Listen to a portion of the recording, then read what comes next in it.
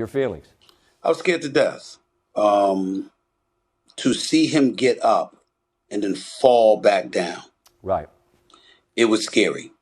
You know, we've been watching the NFL, covering the NFL for decades, Scott, and we've seen concussions. We've seen people sit still, scared that they may have been paralyzed because they've gotten hit and what have you. I don't recall ever seeing anything like this. To see him make a tackle, to get up, and then literally collapse, then his legs start shaking and what have you. It was just, you're not trying to be too vivid. You're just trying to make sure you accurately depict in real time what you witnessed. And, you know, it was scary. It was incredibly sad to see the players crying, the Stephan Diggs of the world and others, Josh Allen having to be consoled by Joe Burrow and others. You just know that it just reminds you, we hear so much as reporters, as commentators, as pundits, as people who get paid to chronicle this league and the tremendous athletes that bless this league with their presence. We constantly talk about, or we hear about them talking about family, and then you see something like this and you realize how real it is. Not that we didn't know, obviously, covering these sports for so many years, but to witness it and to witness the camaraderie and the love and the concern that was in the faces, written all over the faces and the bodies of everybody involved, particularly every member of the Buffalo Bills and the Cincinnati Bengals.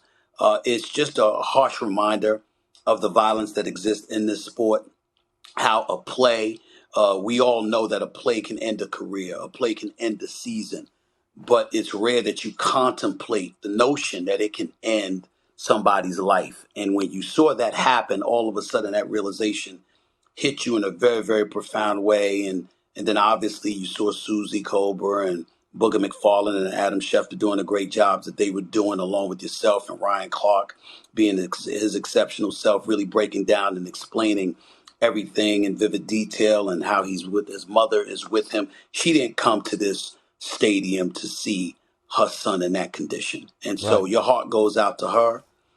You just wish him nothing but the best. You're praying for a full recovery. We understand that the game does not matter now. It simply is not that important. You can always get another game back. You can revisit the game down the line. But right now, our hearts and our prayers are with Damar Hamlin, just praying that he survives this and that he's able to be alive and safe and healthy. That's where our minds should be right now. I agree. And it seemed to me, and again, as I've said for the hours that we've been on here, you know, it's real time, and so you try not to speculate, but it certainly appeared to me, Stephen, that, you know, they're going to try to play this game, and then it seems to me that McDermott and Taylor and the teams are like, the hell we are. Like, no, we're not. And it seemed like the common sense play came from the men that were going to be asked to play, that they were in no position to do so. And I applaud both sides, because it seemed to be a completely unified thing. And again, I'm speculating from where I sat, but that's what I was observing. And I just applaud them for that, because they seem to have the clarity that this game cannot go on tonight. Is that the way you felt? That's the way that I felt, but I want to be fair to people outside of those players who may have thought along those lines, just to provide this perspective. The players on the field know, because they're the participants. They're the ones that are on the field. They're the ones putting their bodies on the line. They're the ones that are visualizing and literally feeling the impact that takes place, the kind of stuff that we only talk about and we read about and we hear about. So in their case, when you get it, the flip side to it is that if you're watching football, just a few weeks ago, we forget that on this very same field, Tua Tagovailoa had to be removed. Right. He was on the turf, and it almost looked. I mean, he looked.